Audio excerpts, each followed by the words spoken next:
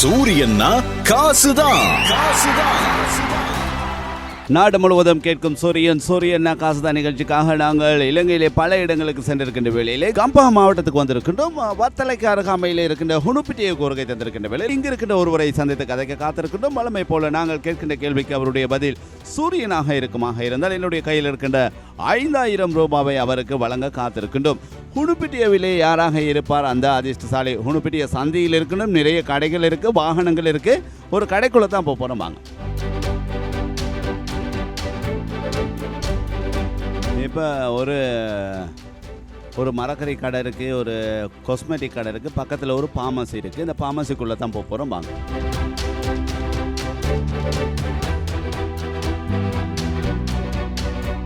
உங்களோட பேர் என்ன? தினேஷ்.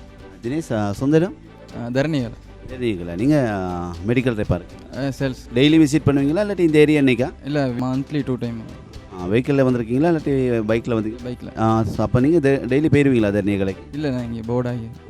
எங்கே போர்டாயிருக்கு? நான் இங்கே பக்கத்தில் ராகமா. தினேஷ் சொல்லுங்கள், வீட்டில் யார் யார் இருக்கு? நம்ம வீட்டில் நான், அப்பா, தங்கச்சி 3 பேர், தம்பி. தினேஷ் சொல்லுங்கள், நீங்கள் என்ன ரேடியோ கேட்பீங்க? சூரியன். ஓகே, வாழ்த்துக்கள் தினேஷ். நீங்கள் சூரியன் எஃப்எம்னு சொல்லியிருக்கீங்க. நாங்கள் சூரியன் காசுதான் நிகழ்ச்சியில் உங்களுக்கு 5000 ரூபாய் காசு தரோம். சந்தோஷமா? சந்தோஷம். கொஞ்சம் எண்ணி காட்டுங்க. 1000, 2000, 3000, 4000, 5000. சூரியன் காசு தான். சூரியன் காசு. இவர் ஹுனுப்பிட்டியவிலே நாங்கள் பாமசி ஒன்றிலே சந்தித்த அதிர்ஷ்டசாலி தினேஷ். அடுத்த அதிர்ஷ்டசாலி நீங்களாகவும் இருக்கலாம். தொடர்ச்சியாக இணைந்திருங்கள் சூரியனோடு. சூரியன்னா காசுதான்.